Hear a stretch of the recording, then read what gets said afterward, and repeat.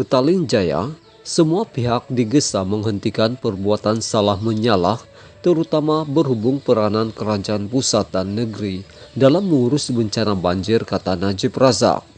Bekas Perdana Menteri itu berkata sebaliknya semua pihak perlu fokus membantu memulihkan kehidupan mangsa bencana yang disifatkan terburuk sejak banjir besar melanda negara pada 1971.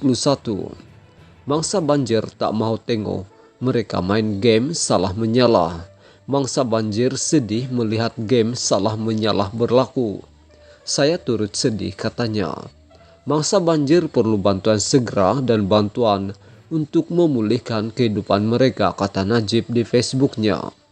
Beliau mengulas kekecohan peranan Majelis Keselamatan Negara (MKN) dan Agensi Pengurusan Bencana Negara (NADMA) selain tunding-menunding antara Menteri Kerajaan Pusat dengan Menteri Besar dan Ketua Menteri.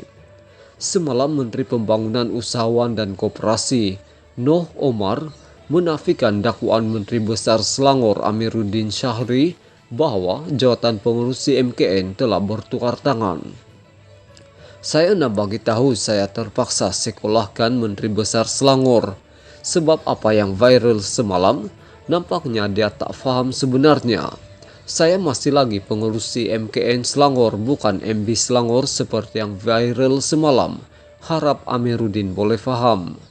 Menteri Besar jangan lepas tangan, jangan tunding jari, salahkan sesiapa.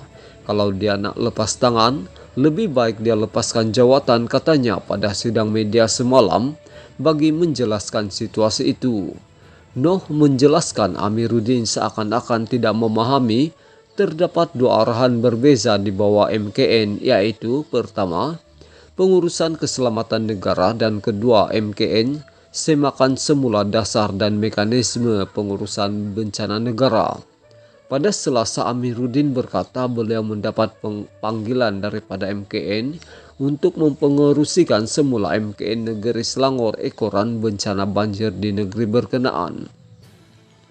Mengulas lanjut, Najib berkata NADMA ditubuhkan pada 2014 ketika pentadbiran beliau bagi mengambil alih tanggung jawab pengurusan bencana alam daripada MKN. NADMA pun ditubuhkan melalui pindahan perjawatan dari bagian pengurusan bencana MKN, Pasukan Mencari dan Menyelamat Khas Malaysia (SMAT), dan dari unit pengurusan pasca banjir ICU. Konsepnya serupa dengan Federal Emergency Management Agency (FEMA) di Amerika Syarikat, sebab kami percaya sebuah agensi pusat yang khusus dan fokus pada pengendalian pengurusan bencana adalah lebih efektif dan lebih bersedia untuk memberi respon laju, tambahnya. Justru katanya, selaras dengan model berkenaan, setiap negeri mempunyai unit dan jawatan kuasa pengurusan bencana masing-masing yang diketuai kerajaan negeri. Jadi tidak betul untuk salahkan MKN pusat atau di peringkat negeri bagi pengurusan bencana banjir. Ia juga tidak betul untuk kata NADMA tak memainkan peranan bagi bencana banjir. Nama pun sudah Agensi Pengurusan Bencana Negara. Dan ia juga salah bagi kerajaan negeri untuk nafi tanggung jawab mereka dalam pengurusan dan pencegahan banjir dan hanya nak salahkan kerajaan pusat saja, tegasnya.